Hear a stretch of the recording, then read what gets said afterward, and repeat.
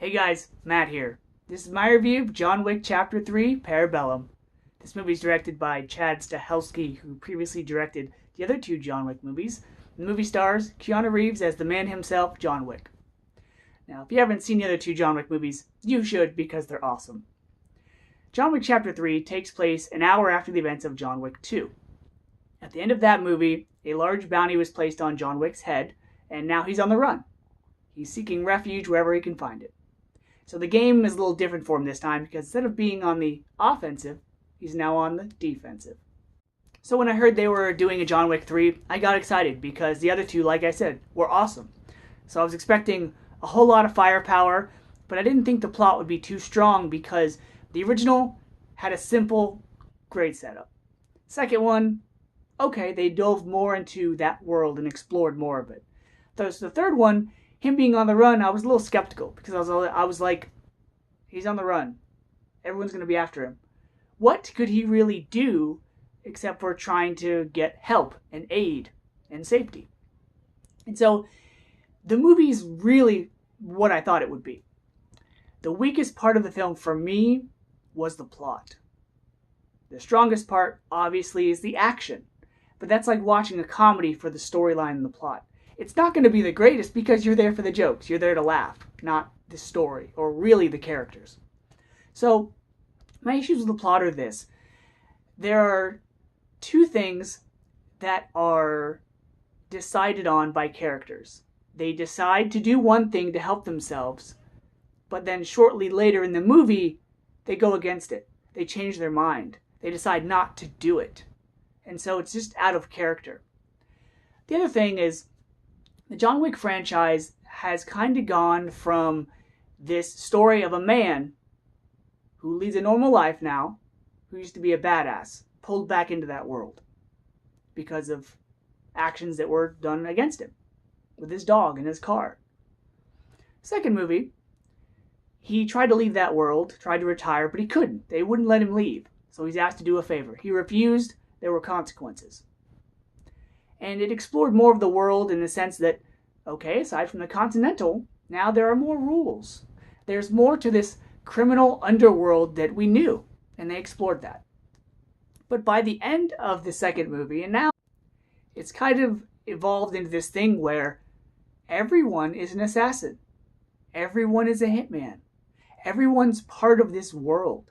From the sweet old lady on the corner to the homeless man in the alley, everyone is after John Wick. And it kind of pulls you out of the movie because it's like watching the Matrix movies.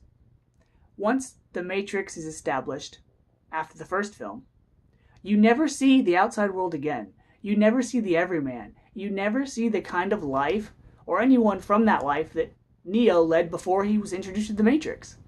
So it's all this criminal underworld. It's all this world now. Nothing is normal again.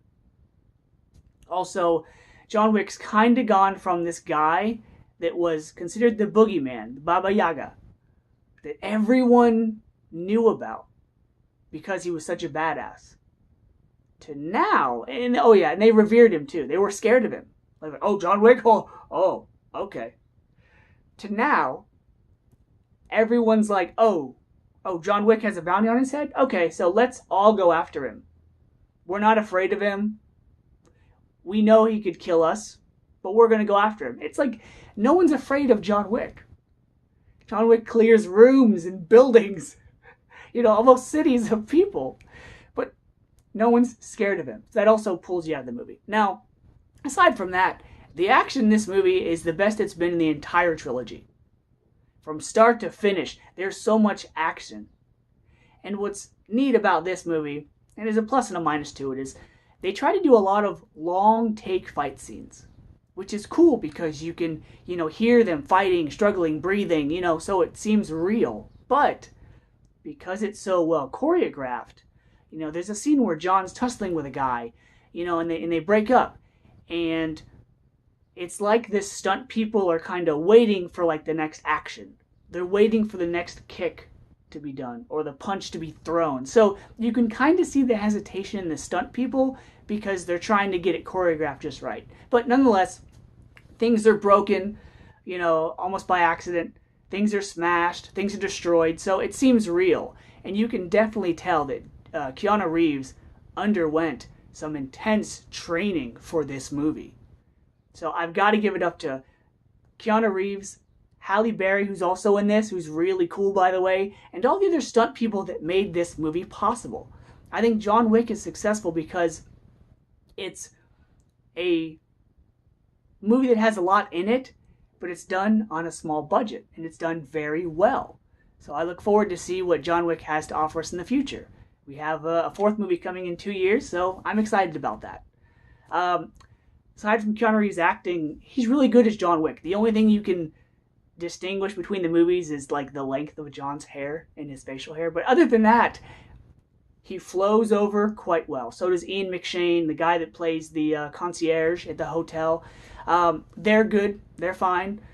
There are a couple cameos in this movie. It's neat that now with John Wick Chapter 3, there are now 2 Game of Thrones actors in the franchise. That's neat. Also, the guy that encounters John Wick at the beginning of the movie, not the tall guy, but the guy after that, he was also in the Matrix movies with them, so that was neat as well. So, John Wick Chapter 3, plot's okay, but the action is awesome. So because of that, I'm going to give John Wick Chapter 3 Parabellum an A-. So until next time, guys, see ya.